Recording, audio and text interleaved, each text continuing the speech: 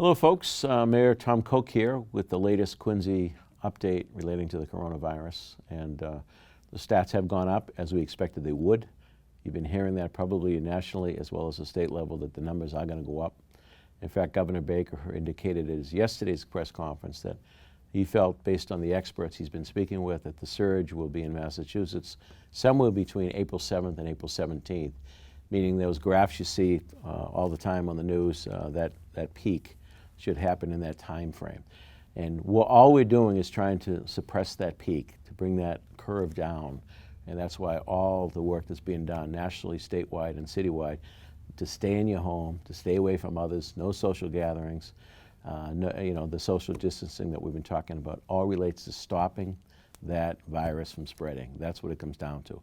Our local stats, we have gone up, as we said they would.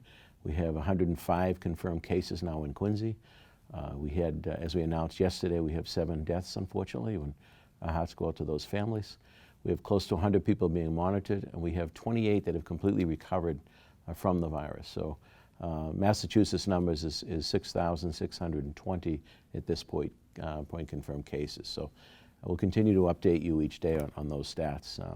The governor did extend the date for non-essential employees and non-essential businesses to be closed to May 4th at this point, which coincides with the school date that he announced just the other day. So May 4th is the new target date, and of course that will be monitored and changes could happen again down the road. He did announce that all hotels, Airbnbs, and short-term rentals can only be used for emergency purposes going forward until further notice. On the city side, we have announced that the property tax bills, which are normally due on May 1st for this last quarter of the fiscal year, we've extended to June 1st so that people have a little more opportunity to deal with some of the changes in their lives. You'll be reading a little bit more about Father Bill's, the shelter we have in Quincy. We are now split up the population there and are using the YMCA for a number of those folks to be taken care of during this time as well. Again, that social distancing is so important. We thank the YMCA, Manet Health, for helping us coordinate that and making sure people are safe. In the end, folks, every decision we're making is all about your public health and public safety. And that's been the goal, and that's been the forefront of everything we're doing now in government. Your government is working, departments are working, people are out there responding to those in need.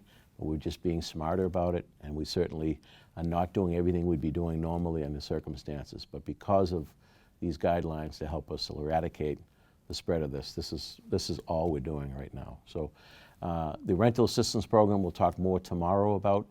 We'll have the dates, the phone numbers, the applications.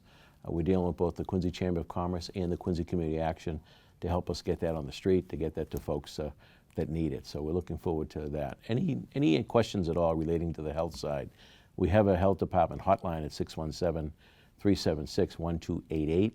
We also have quincyma.gov if you go to the health department on that website, the city website. There's information there for you as well.